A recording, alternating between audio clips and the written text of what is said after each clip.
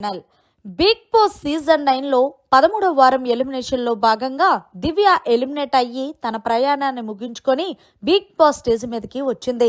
ఇక big boss stage కి వచ్చిన దివ్యాని హోస్ట్ నాగార్జున గారు ఎక్స్పెక్ట్ చేసావా దివ్య అంటే, ఎక్స్పెక్ట్ చేశాను సార్.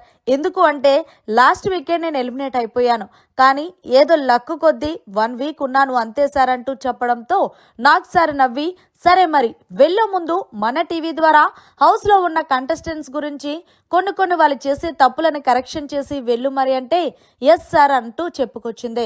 దీంతో మన టీవీ ద్వారా హోస్ట్ నాగార్జున గారు దివ్యాని చూపించగానే హౌస్ లో ఉన్న కంటెస్టెంట్స్ ఒక్కసారిగా హాయ్ దివ్య అంటూ ఎప్పుడో ఇప్పుడే వెళ్ళినట్టు కాకుండా ఎప్పుడో మళ్ళీ వచ్చినట్టు బిల్డప్ చేస్తున్నారు.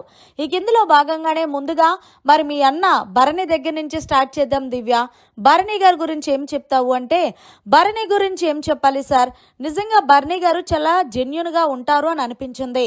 కానీ ఆయన కూడా జెన్యున్ గా లేరు, సమయానుసారం ఆయన మారుతూ ఉంటారు. సో నేను ఆయన కోసం స్టాండ్ తీసుకుంటే ఆయన ఏదో ఏమనుకున్నాడు అంటే, దివ్య నా మీద అథారిటీ చేస్తుంది, దివ్య నా గేమ్ అంతా కూడా చెడదొబ్బేసింది అనే మయంలోనే ఉన్నారు తప్ప నన్ను అర్థం చేసుకున్నదైతే ఆయనకి రాలేదు సార్.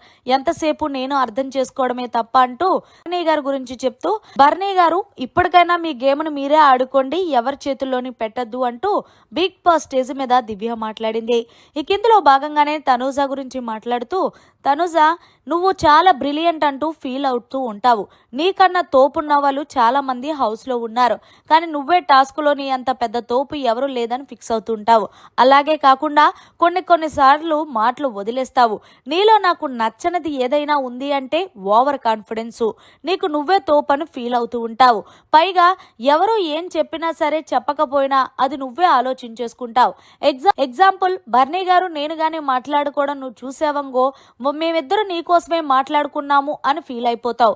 అంత ఓవర్ కాన్ఫిడెన్స్ ఉంటే విన్నర్ అవ్వడం చాలా కష్టం అంటూ తనుజాకి చెప్పుకొచ్చింది దివ్య.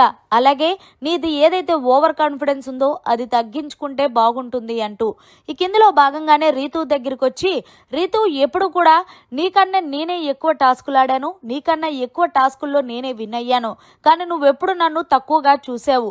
సో అసలు చెప్పాలి అంటే నీ ఆట నేను ఇప్పటి వరకు బిగ్ బాస్ హౌస్ లో చూసిందే లేదు. ఎప్పుడు చూసినా డెమోన్ కోసం ఆడటం, డెమోన్ కోసం ఏడవటం, డెమోన్ కోసం ఆర్గ్యూ చేయడం, డెమోన్ కోసం మాట్లాడడం, నీ మొత్తం టోటల్ స్టోరీలో డెమోన్ తప్ప నీ గేమ్ ఎక్కడా కనిపించలేదు. ఇప్పటికైనా నీ గేమ్ నువ్వు వాడుకో అంటూ చెప్పుకొచ్చింది దివ్య రీతుకి.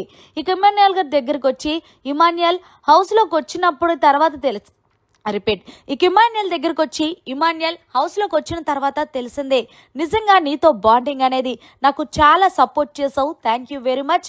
నీలాంటి ఒక మంచి ఫ్రెండ్ నాకు దొరకడం అనేది, ఇక నుంచి అన్నా సరే నీ గేమ్ నువ్వు వాడుకో, ఎవ్వరికి హెల్ప్ చేయొద్దు, నువ్వు ఎవరికి హెల్ప్ చేసినా కూడా నాకేమీ హెల్ప్ చెయ్యలేదు అంటారంటూ తనుజాని ఇండైరెక్ట్ గా చెప్తుంది ఇమాన్యుయల్కి.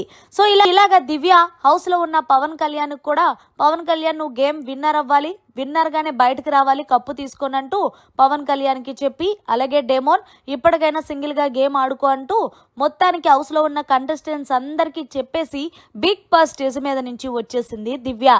మరి బిగ్ బాస్ స్టేజ్ మీద దివ్య మాట్లాడిన మాటలు కరెక్ట్ గా మాట్లాడిందా, తనుజ కోసం భరణి కోసం అనేది కమెంట్ చేయండి. మరిన్ని లేటెస్ట్ లైవ్ అప్డేట్స్ కోసం చూస్తూనే ఉండండి మన ఛానల్.